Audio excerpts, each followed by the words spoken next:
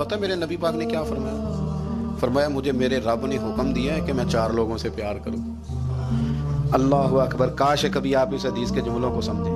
او یار، اللہ نے حکم دیا ہے محبوب پیار کرے۔ حضور کس سے؟ تو پہلے 3 مرتبہ نبی پاک نے ایک ہی شخص کا نام لیا، فرمایا علی سے، علی سے، علی سے، پھر فرمایا ابو ذر غفاری سے، پھر فرمایا جناب مقداد سے، پھر فرمایا سلمان فارسی سے۔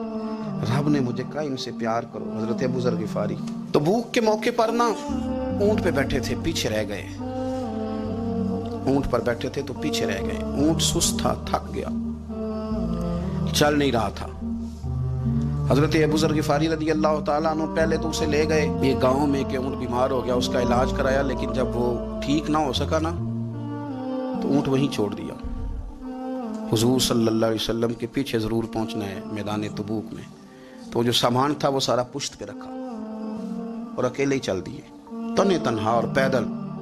سامنے سے گرد اڑتی ہوئی نظر آئی تو لوگوں نے کہا حضور پتہ نہیں کون آیا ہے۔ فرمایا تمہیں نہیں پتہ، مجھے تو پتہ ہے نا، ابو ذر غفاری آیا ہے، ابو ذر غفاری آئے۔